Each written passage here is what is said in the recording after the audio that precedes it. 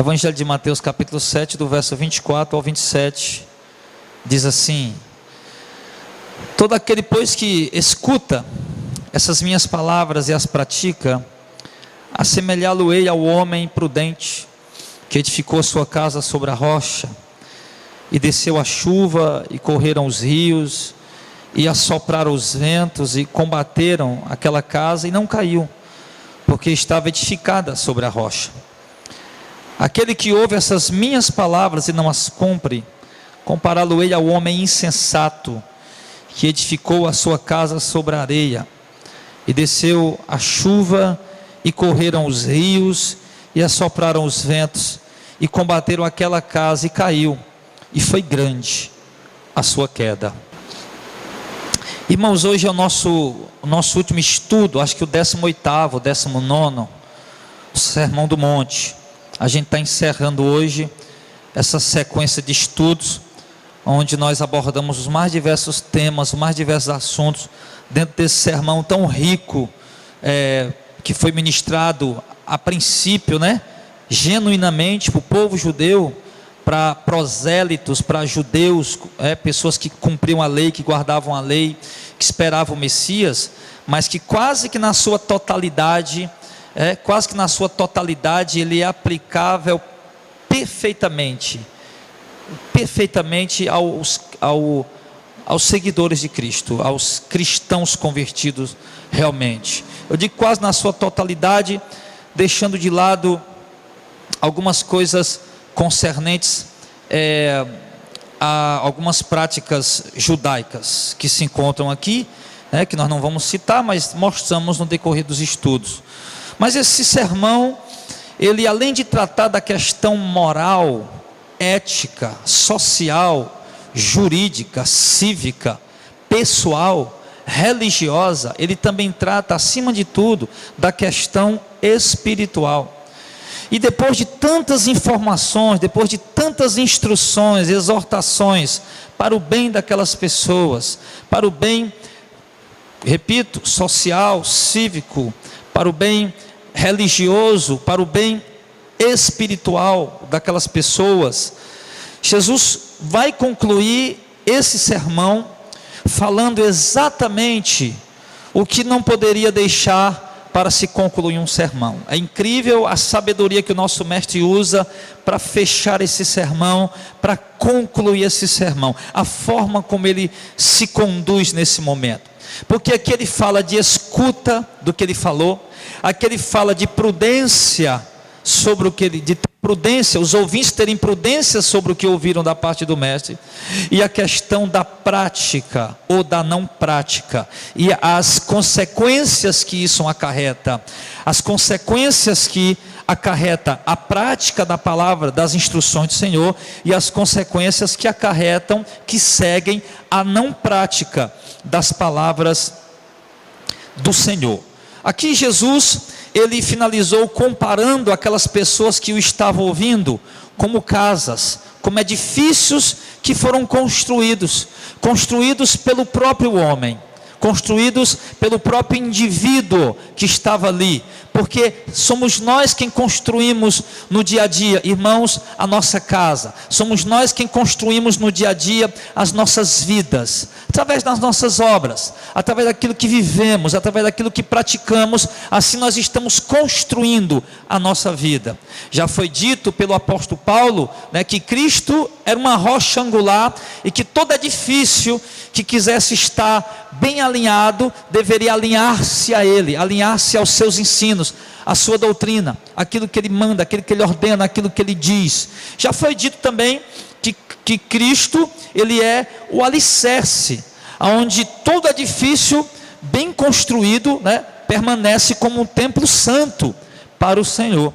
E aqui Jesus, ele Em outros momentos, nós sabemos, irmãos, que a Bíblia, sobre a questão da palavra de Deus, o que Jesus enaltece aqui agora, é aquilo que ele ensinou como o verbo de Deus, como o Filho de Deus, como a palavra de Deus, como o próprio Deus encarnado, é aquilo que ele ensinou. E nós sabemos que Cristo é o verbo que esteve no princípio com o Pai, é o verbo que criou todas as coisas, que trouxe tudo à existência. E nós sabemos que a palavra de Deus, ela manifesta o poder, a glória de Deus. A palavra de Deus, ela manifesta a vida, ela traz a vida. Não há vida sem a palavra de Deus, não há salvação sem a palavra de Deus, não há salvação fora da palavra de Deus. Que a palavra de Deus, ela é exaltada, ela é louvada pelos profetas, ela é louvada pelos apóstolos, ela é louvada por reis tementes a Deus. A palavra de Deus é louvada pelo próprio Deus, dono da sua palavra, e em dados momentos ele exalta tanto a sua palavra, que ele diz que é impossível que ele minta, é impossível que ele retroceda naquilo que ele diz,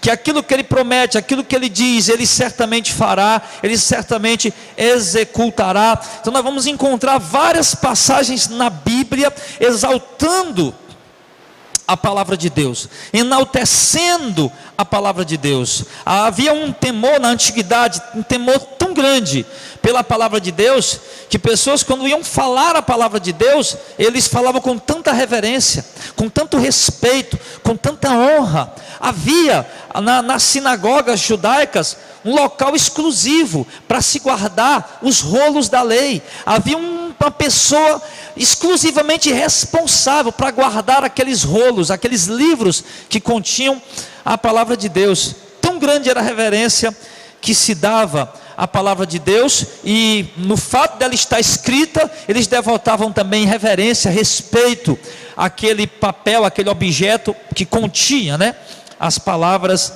do Senhor. E a palavra do Senhor, ela é venerada, ela é adorada, ela é louvada, ela é exaltada, ela é enaltecida, porque é através da palavra dele que ele se manifesta, é através da palavra dele que ele manifesta seu poder e sua glória, é através da sua palavra.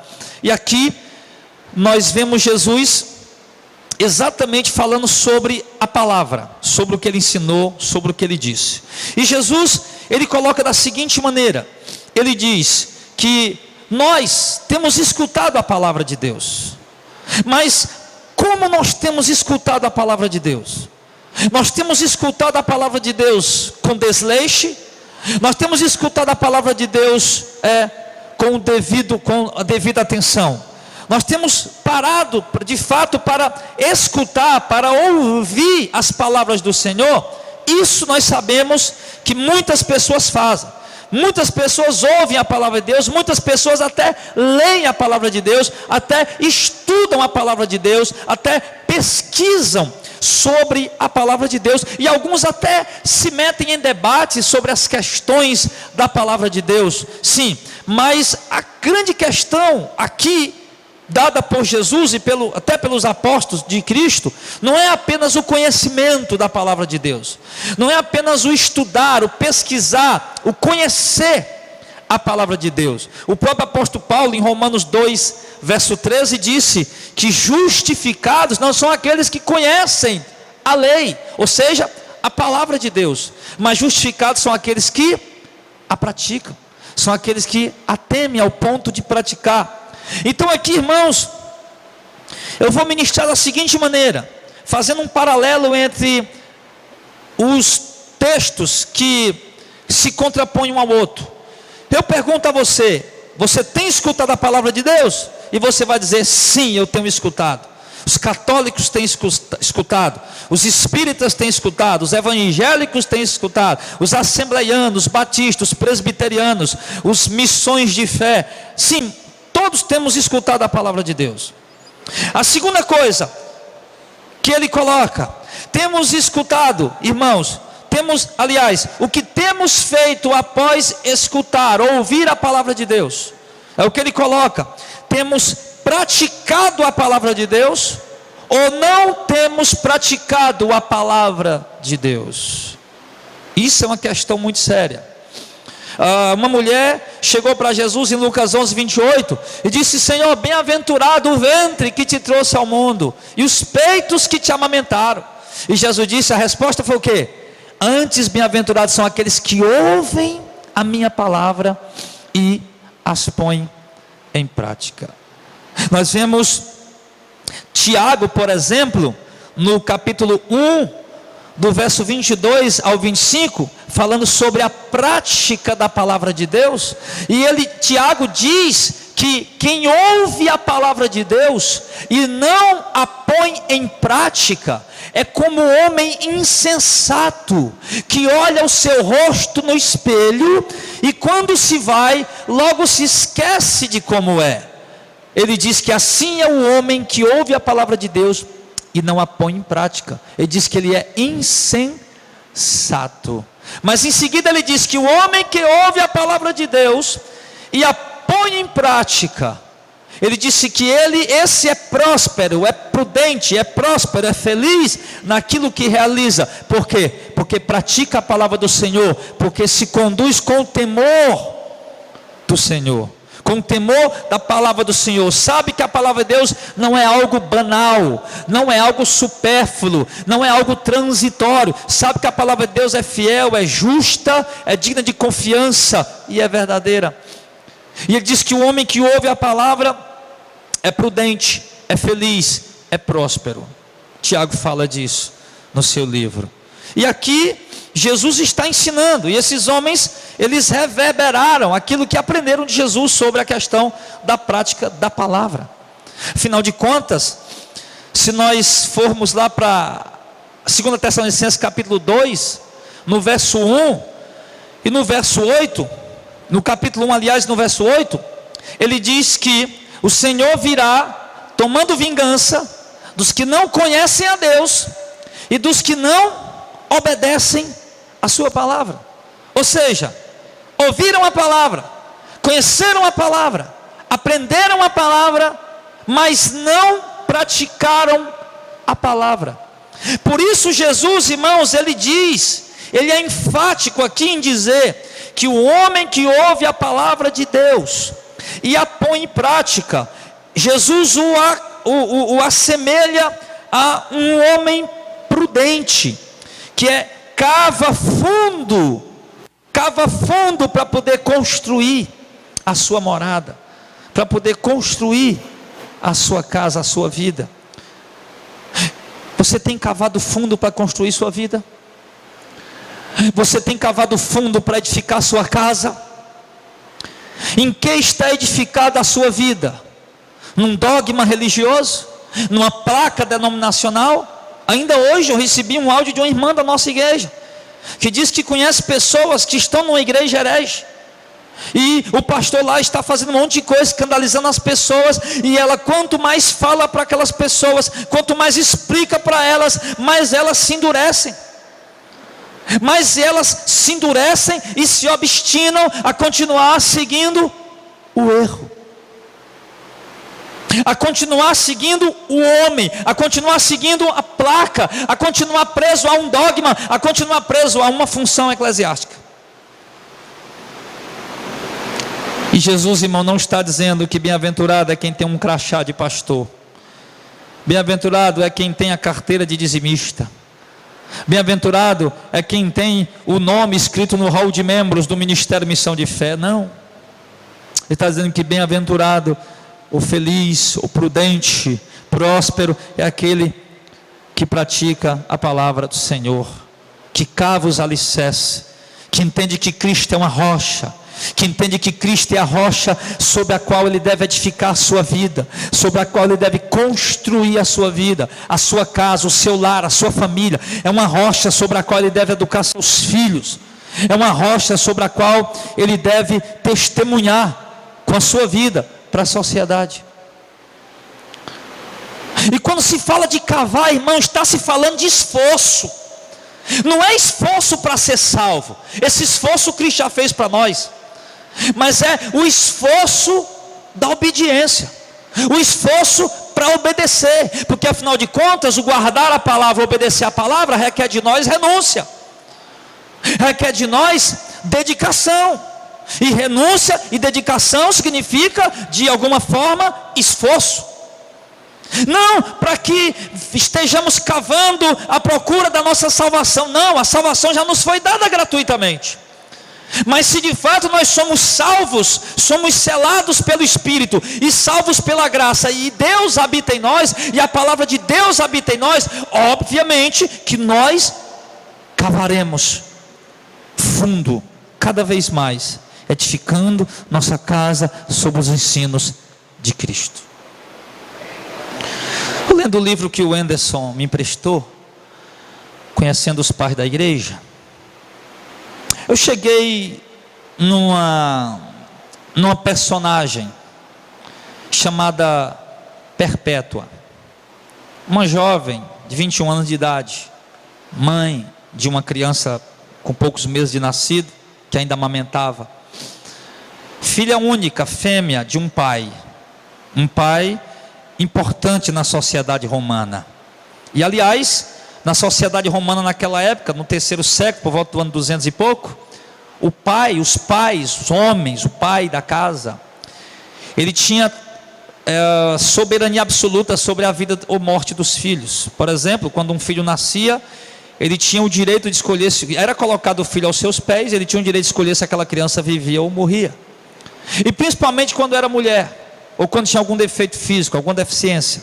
E era normal, era comum na cultura romana naquela época, pais pegarem seus bebezinhos que eles rejeitavam, fêmeas principalmente, ou crianças com defeito físico, e levá-las a um local e deixá-las ao relento, ali até morrer. Isso era comum. Então quando nós vemos Perpétua, a filha única de um aristocrata romano, de uma pessoa, de uma família importante romana, e vemos aquela filha única, logo nós entendemos e podemos crer, acreditar o grande amor que o pai tinha por aquela jovem, o grande amor que o pai tinha por ela. E aquela jovem era pagã, adorava vários deuses, até que ela teve um encontro com a graça de Deus. Deus se revelou a ela, era uma das eleitas. Está vivendo exatamente lá em Cartago, norte da África, onde estava sofrendo uma grande perseguição contra a cristã. Ela foi presa, junto com alguns escravos e outras pessoas também cristãs. E ela foi presa. Quando ela foi presa, o seu pai chegou para ela e sabia que ela ia ser martirizada. O seu pai implorou, o seu pai suplicou: Perpétua, por favor, esqueça essa sua fé, faça isso pelo seu velho pai, faça isso pela sua criança. E nas cartas de Perpétua, no diário de Perpétua, diz que o coração dela se partia quando ouviu o pai dela dizer aquilo, que o coração dela se angustiava, que aquilo era uma tentação muito grande para ela. Mas a resposta dela sempre para o seu pai era que ela não podia negar o que ela era. Uma certa vez ela pegou um pote de barro e disse: pai, esse pote pode deixar de ser pote? E o pai dela disse: não, filha. E ela disse: eu não posso deixar de ser o que eu sou, uma cristã. Aquela mulher, irmãos, ela estava ali, irmãos, se esforçando contra as tentações.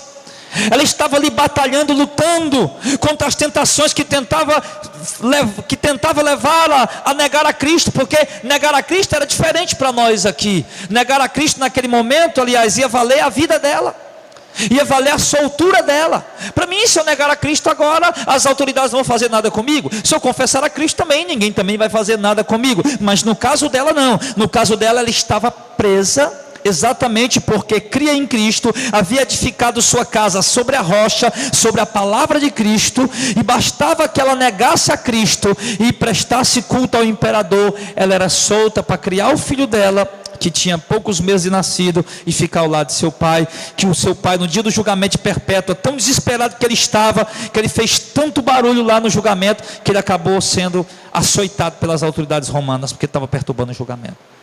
Tão desesperado que aquele pai estava. E não tem como ler aquela passagem naquele livro sem o coração não ficar apertado, ao ver o desespero daquele pai, implorando pela filha que negue a Cristo para poder ficar viva ao lado dele. E a filha, meu irmão, embora ela disse que era uma tentação, embora ela disse que tinha dificuldade quando o seu pai estava perto dela, sim, mas ela permaneceu firme e fiel em Cristo até a morte, até o fim. Uma mulher que, por causa da palavra de Deus, que pelo selo do Espírito Santo, batalhou, lutou, renunciou, viveu exclusivamente para obedecer a palavra de Deus. Diga-se de passagem, naquela época as pessoas levavam muito a sério o nome de Cristo, levavam muito a sério a palavra de Deus e o fato de ser um cristão, diferente dos dias atuais.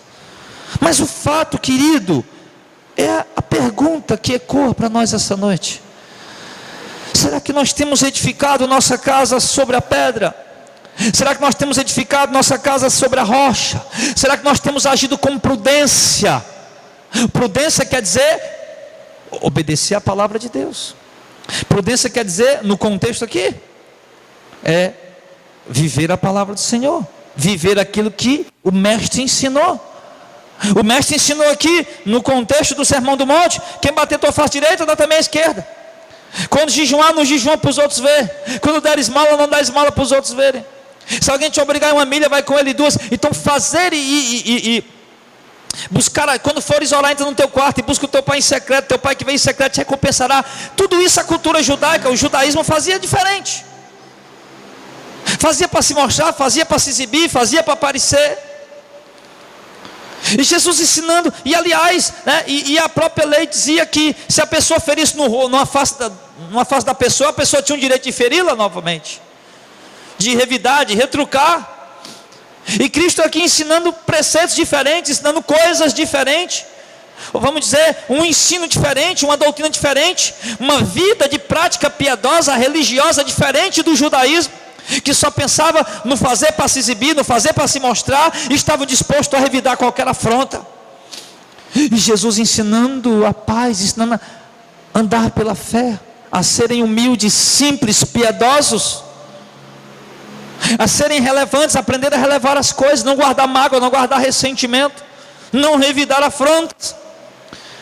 E Jesus aqui está dizendo, irmão, que aquelas pessoas serão bem-aventuradas se elas praticarem isso. Elas estarão edificando suas casas sobre a pedra, sobre a rocha. Irmãos, às vezes a gente acha que é difícil viver a palavra de Deus no meio da sociedade que nós estamos inseridos. Uma sociedade que adora vários deuses, uma sociedade onde o adultério é normal, onde a prostituição é normal, onde a lascívia é normal, a imoralidade sexual, onde a devassidão, a perversão, a depravação, onde os escárnios. E a gente acha difícil viver dentro desse contexto, às vezes, em determinadas situações. Mas foi exatamente para isso que Cristo ensinou essa palavra, exatamente por conta dessas situações, por conta dessas circunstâncias, por conta desse, primeiro do fermento velho, da religião velha que havia neles e que havia em nós, para que nós nos despíssemos de tudo isso, para que nós deixássemos de viver uma vida religiosa legalista e passássemos a viver uma vida religiosa viva, de fato, agradando a Deus, obedecendo a sua palavra. Então nós vimos Jesus ensinando isso e exigindo do povo essa submissão, cobrando do povo essa obediência, e dizendo para eles que resultados iria acarretar para eles essa obediência, que resultado iria trazer para eles essa obediência, que resultado teria, Primeiro resultado que nós vimos é que Jesus disse que em todas as pessoas, quando ele fala vem rio, vem tempestade, vem ventos bater sobre aquela casa, Jesus está dizendo aqui para nós que sobre todos os indivíduos, todos os seres humanos, as dificuldades elas são inevitáveis, as tempestades são inevitáveis, as lutas são inevitáveis, as angústias, as percas, as dores, as frustrações, as decepções, as traições, como coloquei o Heitor, são inevitáveis. As dores da vida por estar aqui nessa terra, ela vem sobre todos os indivíduos. Mas a questão é como nós nos comportaremos diante dessas adversidades e diante das tentações. Porque eu acho que não há tempestade, transbordar de rios ou ventos mais violentos para bater na vida de uma pessoa do que a tentação.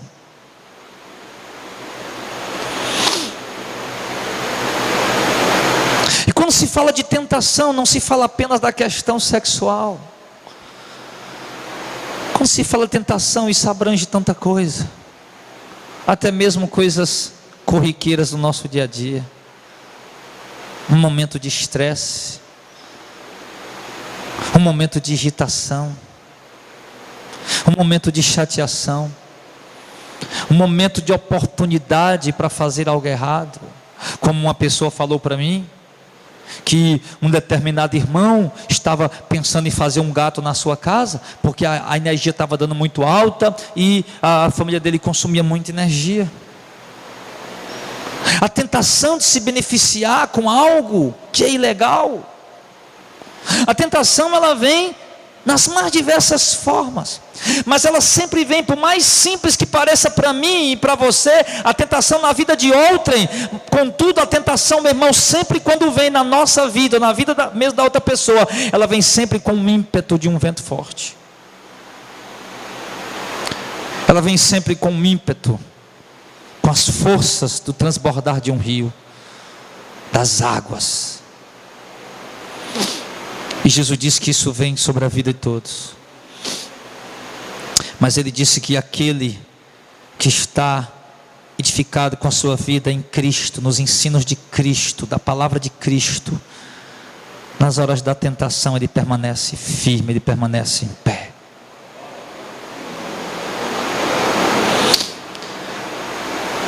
Em contrapartida ele diz, no verso 26, que ouve, mas não cumpre, é insensato,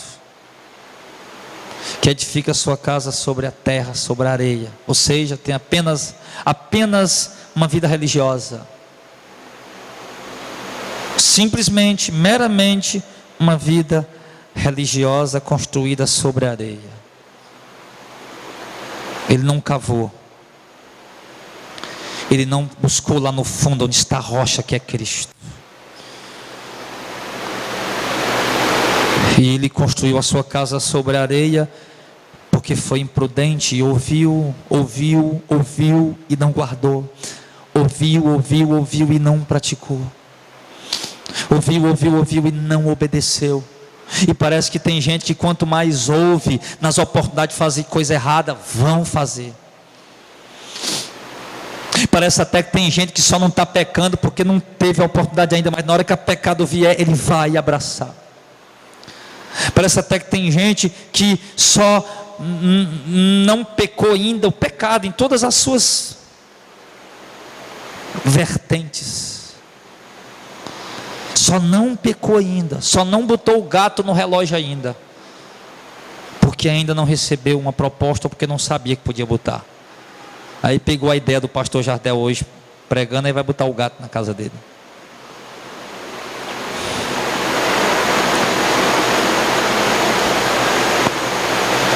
Só não pegou o que era alheio ainda, porque ainda não teve oportunidade. Só não mentiu ainda para enganar alguém, porque ainda não foi a ocasião apropriada. Mas na hora que surgir a ocasião apropriada, mente brincando, como se não valesse nada. Só não adulterou, não se prostituiu, não fornicou ainda, porque não surgiu ainda a tentação sexual. Porque na hora que surgir, ele vai mergulhar. Enquanto nós dissemos aqui, somos de Deus, não trai minha mulher, não. Dizer aqui é fácil, dizer no meio dos irmãos é fácil, mas na hora lá da tentação,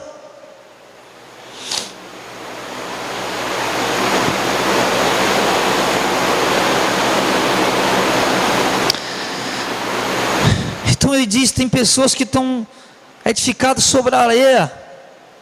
Quem são edificados sobre a areia? São aqueles que ouviram. Observe que ouviu também, não é isso? Quem ouve e pratica, quem ouve e não pratica.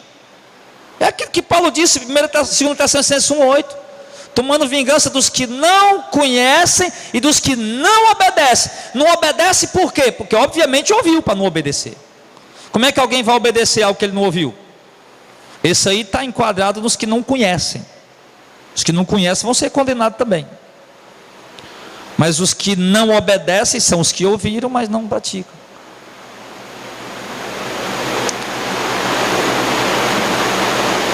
É aquilo que Tiago diz: de tanto ouvir e não praticar, nós não temos aprendido nada.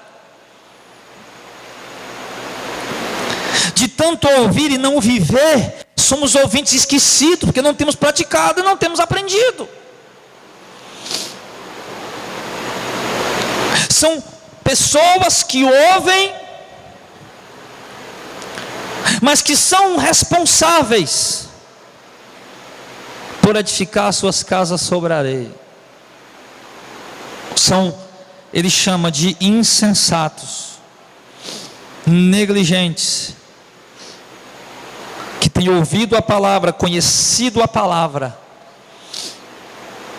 se assentado para ouvir a palavra, estudar a palavra, contudo vive uma vida como se não conhecesse a palavra.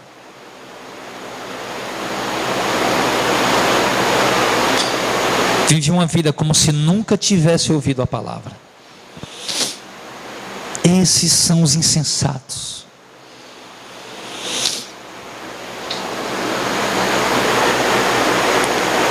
Me perdoe, irmãos, mas eu sou muito ávido em fazer julgamentos por aquilo que vejo e ouço. Deus nos deu, o ser humano já tem isso nele, e Deus deu a nós essa oportunidade de, pelo fruto, se conhecer a árvore. Ou seja, fazer um julgamento: que tipo de árvore é essa? Pelo fruto eu conheço. Como é que pode ter pessoas que dizem que oram constantemente, que estudam continuamente, conhecem Bíblia e mais Bíblia, e teologia e mais teologia, e termos teológicos e termos teológicos, e vivem uma vida completamente, e ora, e vive uma vida completamente carnal, mundana? Meu irmão, conhecimento bíblico nos priva de viver uma vida mundana. Uma vida de oração nos impede de viver uma vida mundana. Mundana, eu digo carnal, integra ao mundanismo, ao pecado, à depravação. O conhecimento da palavra de Deus e a vida de oração, ela me dá discernimento para perceber e compreender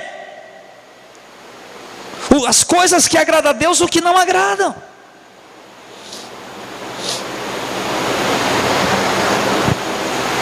Então, como que existe pessoas, irmãos, que se alimentam da palavra de Deus, depois se alimentam de lixo?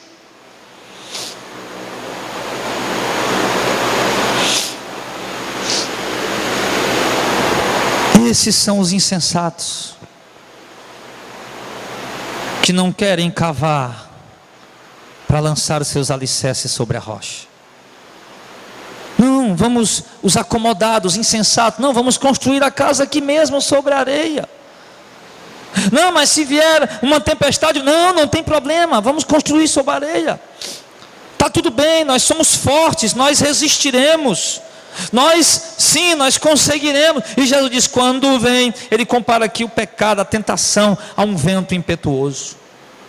Ele compara aqui o pecado, a tentação, irmão, a uma chuva violenta, a um rio transbordando.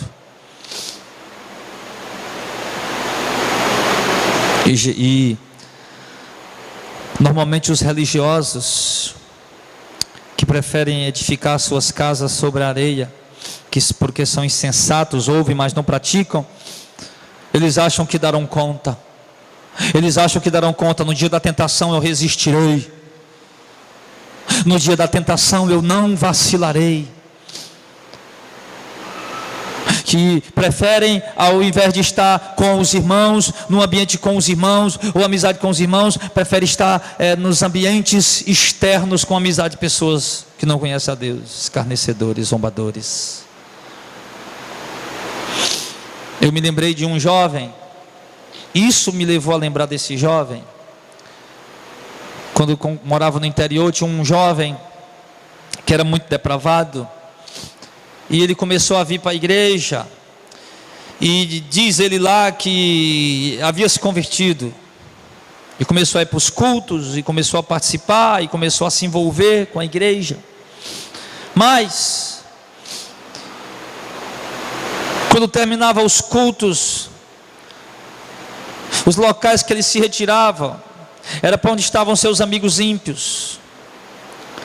Ele não manifestava a característica de um nascido de novo, que quando termina um culto, principalmente naquele período de novo nascimento, ele quer procurar os irmãos da igreja. Irmão, o que quer dizer isso na Bíblia? Irmão, eu li isso aqui, irmãos, eu queria entender. Mas ele ia para os bares, sentar com seus amigos e conversar. Para as praças, não que tem problema ir para a praça, mas para as praças, sentar com seus amigos depravados e conversar, e rir, e zombar das pessoas. E a gente advertia e dizia pelo nome dele: irmão, não vá. E não, irmão, eu vou, não, ninguém vai me tirar da presença de Cristo. Irmão, mas lá tem bebedeira, lá é um bar, lá estão os escarnecedores, lá não é lugar para você. Não, mas não tem problema, eu me garanto. E quando menos se espera, aquela casa tomba, está no chão, destruída.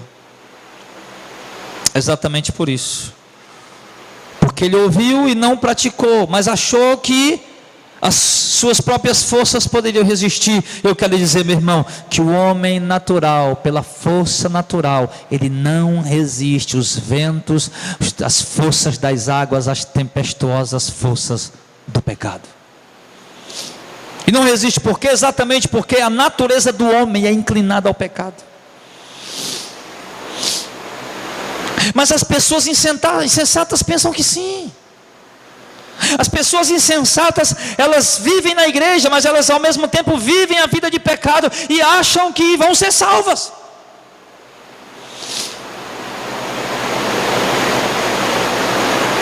Elas buscam batismo, elas tomam a santa ceia, elas participam dos cultos, elas vão às orações, mas elas vivem em pecado, elas continuam praticando pecado, vendo o pecado, e elas acham que vão ser salvos simplesmente por cumprir esses dogmas, esses ritos, e não vão. Cristo deixou claro: será grande a sua queda. Uma queda grande ao ponto de não se levantar mais.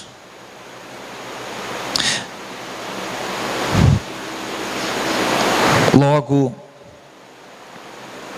isso acarretará para si condenação. Porque a palavra de Deus é muito clara em dizer que a salvação é apenas para as casas que permanecerem de pé até o fim. Para as construções que perseverarem firmes na rocha até o fim. E por quê? Porque essa é a característica dos eleitos.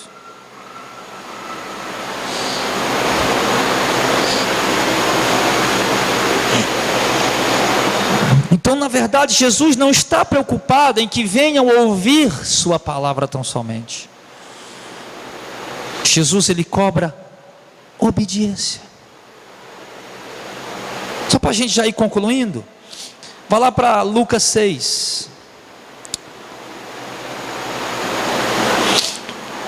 O texto sinótico, da mesma perspectiva, escrito pelo historiador e pesquisador Lucas. Lucas nunca viu Jesus, nunca andou com Jesus, mas se converteu e pesquisou. E eu fico admirado quando eu olho as pesquisas de Lucas, porque ele usava praticamente as técnicas que são usadas hoje em relação à pesquisa. E lá em Lucas 6, no verso 46, Jesus faz uma reclamação para aquelas pessoas. Jesus faz uma reclamação e diz: olha, por que vocês me chamam Senhor, Senhor, e não fazem o que eu digo?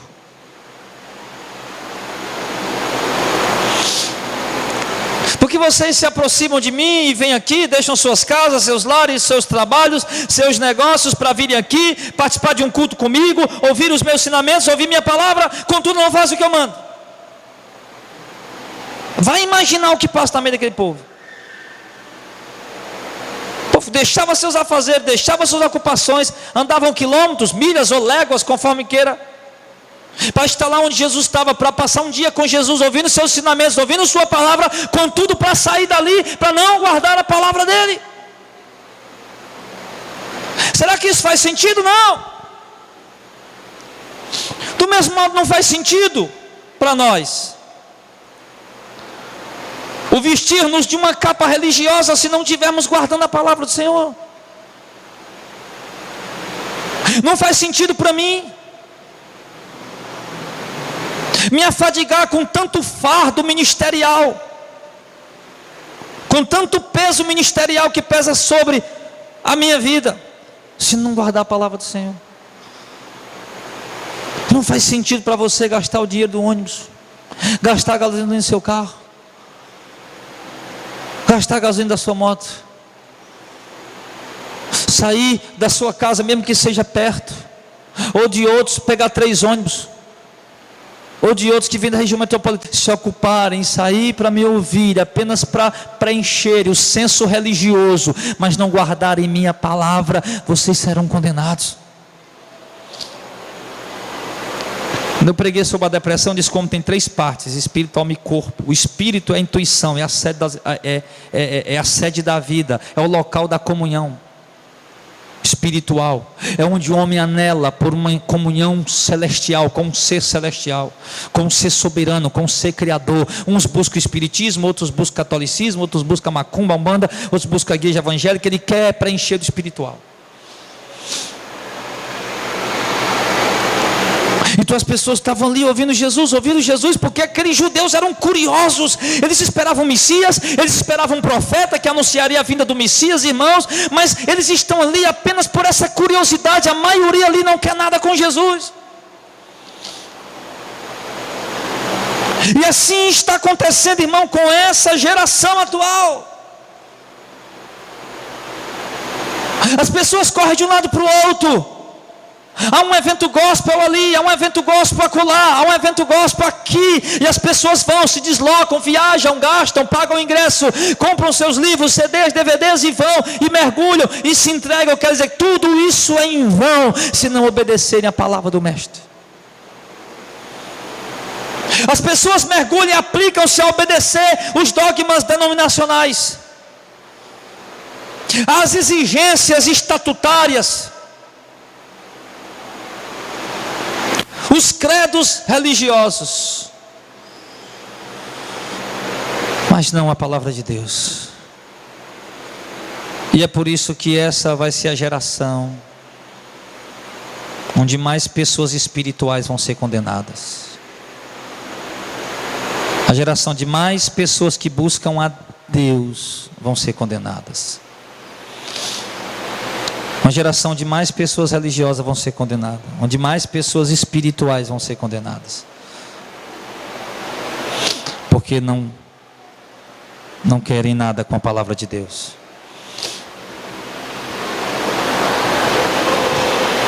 Sim. Então, queridos, que nós possamos entender. Nós passamos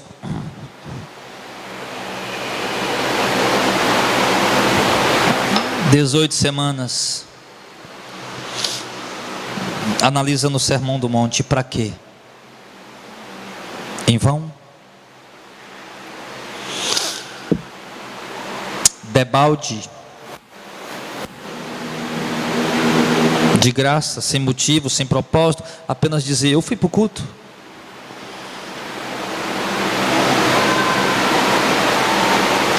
Ou apenas preencheu um senso dentro de si em dizer: eu sou religioso e estou com minhas obrigações em dias.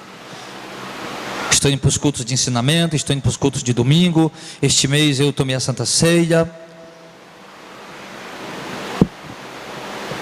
Nada disso nos levará a lugar nenhum, se não for acompanhado com obediência à palavra de Deus. Como está a sua vida? Como está a sua casa? Ela precisa de alguns rebocos, ela precisa de alguns remendos. Então remende, então reboque. Como está a sua vida? Como está a sua casa? Ela precisa de alguns consertos. O telhado está furado, então conserte. Porque a gente conserta a nossa casa quando tem bica, né, Jackson? E quando chove fica espalhando água dentro de casa. E a gente se preocupa com o reboco que está caído, com um piso que está quebrado, com uma porta, com um parafuso que está solto, com um eletrodoméstico da casa que queimou. Mas e a nossa casa, a nossa vida? Há tanta coisa para fazer, há tanta coisa queimada, há tanta coisa quebrada aí, há tanta coisa para consertar. E nós devemos aproveitar a oportunidade, irmãos, em que esse Deus misericordioso, maravilhoso, nos mostra que precisamos consertar, que precisamos ajeitar, que precisamos fazer uma reforma em algumas coisas da nossa casa. Tem alguma coisa queimada, tem alguma coisa quebrada, tem alguma coisa desmantelada que precisa ser consertada, e você vai consertar. Como? Obedecendo a palavra de Deus. Talvez o que está quebrado lá no teu trabalho, nos locais que você visita, o mau testemunho, ou mesmo dentro da sua própria casa, eu sei lá. Nós temos uma visão espiritual tão fraca, tão mesquinha. Nós adotamos a teologia reformada, somos reformados e acabamos achando que parece que as coisas espirituais sumiram, desapareceram. Nós temos uma visão espiritual tão rala, nós somos tão cegos espiritualmente, essa teologia reformada, que nós não conseguimos ter discernimento quando o demônio está se movendo, quando o capeta entra no meio da casa, entra no meio da família, entra no meio do casamento, entra no meio dos filhos. E a gente não consegue ter discernimento nem do pecado. E a teologia reformada, irmão, se ela é a teologia mais séria dos dias atuais, não é perfeita, mas é a mais séria, eu considero a mais séria. Não é perfeita, tem muita coisa na teologia reformada que tem que ser reformado. Mas se a teologia reformada é a teologia mais próxima das escrituras, da doutrina correta, da doutrina bíblica, então ela não é para fechar os olhos, ela é para abrir. Ela não é para cegar, é para enxergar. Ela não é para matar, ela é para dar vida.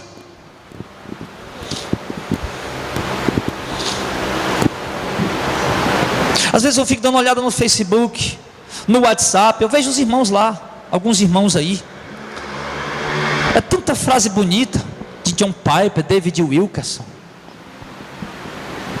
Leonardo Ravenhill, Paulo Júnior, Augusto de Nicodemos, Hernandia Lopes. Será que nós estamos resumindo nosso evangelho em frases de efeito? Será que apenas essas frases nós achamos bonitas, ela vai impactar alguém, mas nós estamos vivendo aquilo? Será que o nosso evangelho virou apenas uma fachada de para-choque de caminhão? Uma frase reformada, bonita, que expressa, exalta o verdadeiro evangelho, mas na verdade não está sendo vivido por nós? Casa sobre areia, meu irmão, não tem nada a ver com teologia reformada, pentecostal e nem neopentecostal, tem a ver com os ensinamentos de Cristo. E a igreja precisa disso.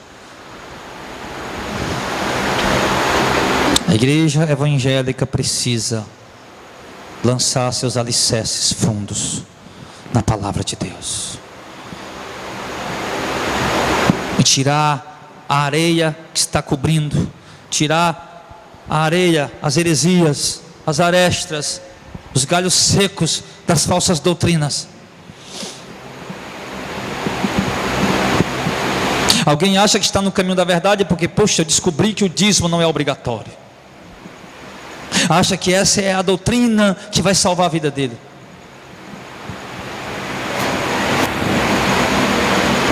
A palavra do Senhor, irmãos, ela vai muito além. As ordens de Cristo, o ensinamento de Cristo vai muito além do que dízimo não é obrigatório. Ela é algo que atinge todas as áreas da nossa vida. Ela inclui dezenas, centenas, até milhares de ensinamentos. com o temor do Senhor, nós obedeceremos. Então, eu quero que os irmãos, ao irem para suas casas, lembre-se disso. A tempestade, os vendavais, os fortes ventos das tentações vêm com veemência sobre todos. E apenas permanecerá de pé para a salvação os que estão edificados sobre a rocha, guardando, vivendo, praticando a palavra de Deus. Se não tiver, vai ruir. Que o Senhor Deus tenha misericórdia de nós, irmãos.